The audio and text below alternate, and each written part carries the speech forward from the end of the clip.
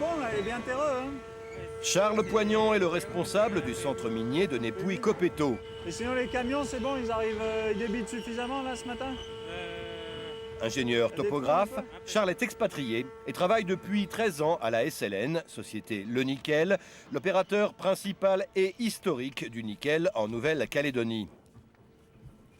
Là au-dessus, on a la trémie où baignent les camions. Là. En principe, d'ici quelques minutes, on doit en avoir un qui se présente. Extraite à ciel ouvert, la garnierite, encore appelée saprolite, est transportée par ces camions-bennes de 50 tonnes dans cette unité de concassage où l'on débarrasse la partie riche en nickel des cailloux stériles.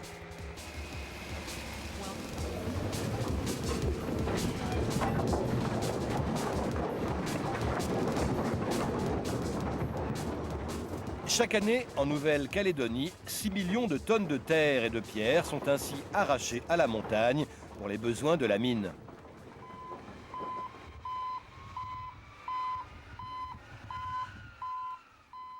Dans cette salle, les déplacements des camions du centre de Népouille sont contrôlés et orchestrés. Charles Siran, il a noté un défaut dans le déchargement des bennes. La trémie, elle divers, les camions y baignent, mais l'arrière de trémie est encore très chargé et il y a la benne qui trempe dans le minerai. Quoi. Puis quand il rabat, en général, il reprend 2-3 tonnes à chaque fois. La recherche de l'efficacité est obligatoire. Situé loin de la mer, le minerai de Népouille est en effet cher à convoyer et son exploitation dépend largement du cours du nickel, lui-même très instable. La mine a par exemple été fermée entre 1982 et 1994 lorsque la valeur du métal précieux s'est effondrée. C'est vrai qu'on est très lié à la conjoncture du nickel hein, et la mise en œuvre du procédé de Népouille est quelque chose de très technologiquement ambitieux et donc coûteux. Et c'est vrai que nos conditions économiques de fonctionnement sont assez tendues. Additionné d'eau et transformé en boue liquide, le minerai descend à l'intérieur de ce pipeline jusqu'à la vallée, 10 km plus bas, pour être enrichi dans cette laverie. Il y a un problème, c'est quoi le filtre là La bride qui commence à se barrer. Bride toujours pareil là, Chasse-boudin, du chasse-boudin. Ah bah purée, c'est une maladie. Et 60... Il devrait déjà, à 80, il devrait déjà. Le centre de Népouille emploie 233 personnes. Les salaires sont plutôt corrects, 1500 € net mensuels après 2 ans d'ancienneté, mais la formation reste un obstacle à l'embauche de la population locale, très majoritairement kanak.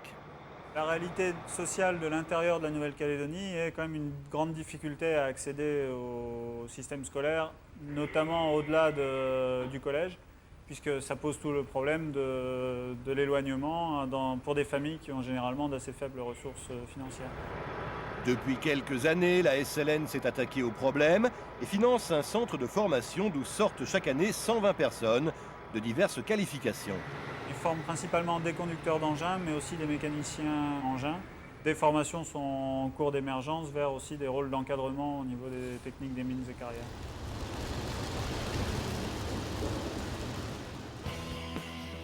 Dernière étape à Népouille, le minerai est acheminé par camion jusqu'au port en eau profonde voisin.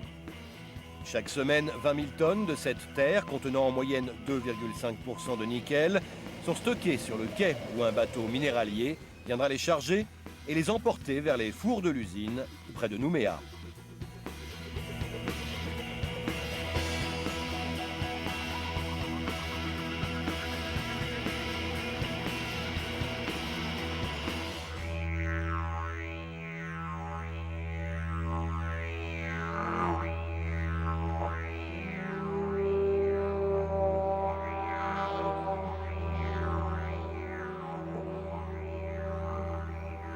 Ici, on est sur le quai d'Ognambo.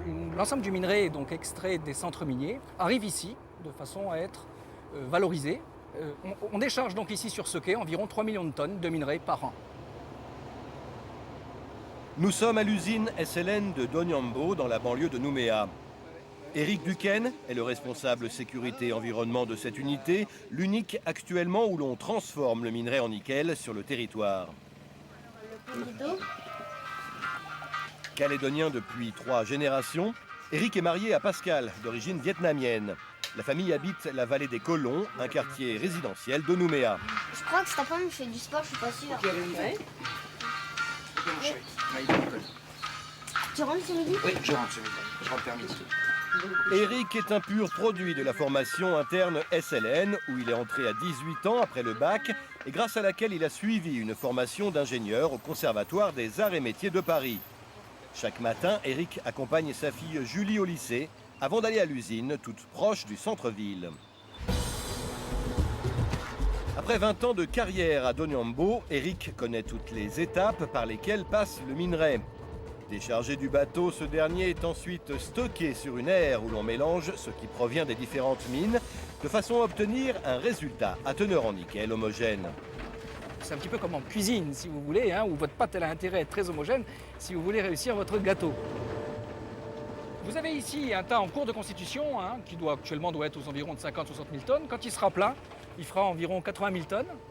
C'est ce que faisait ce tas-ci qui est derrière moi. Et puis, pour le débiter, pour le consommer, ça va durer à peu près 15 jours, avec une espèce d'appareil qui récupère le minerai par tranche et avance progressivement.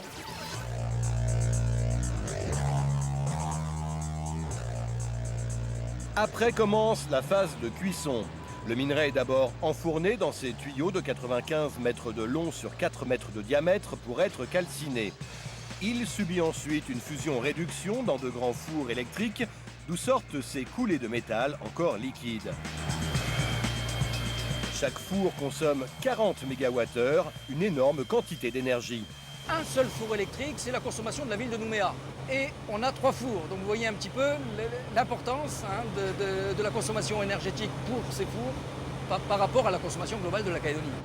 Pour trouver cette énergie, la SLN dispose de sa propre centrale électrique.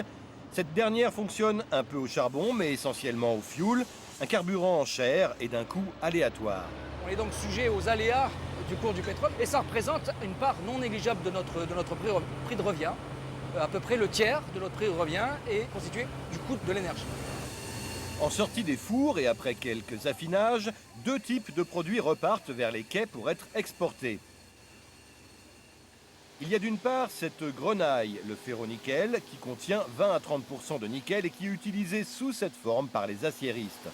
Pour nous, c'est un produit fini et on le vend directement aux aciéristes et c'est le produit qui est principalement utilisé pour la fabrication d'acier inoxydable. Et puis, il y a ces maths plus riches qui seront transportés dans une autre usine de la SLN en métropole pour être transformés en nickel pur destiné à l'électronique.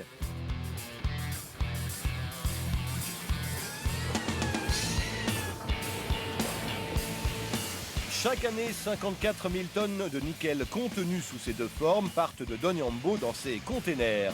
Au cours actuel de 6 € le kilo, l'usine réalise donc cette année un chiffre d'affaires de 324 millions d'euros, soit environ 40 milliards de francs pacifiques.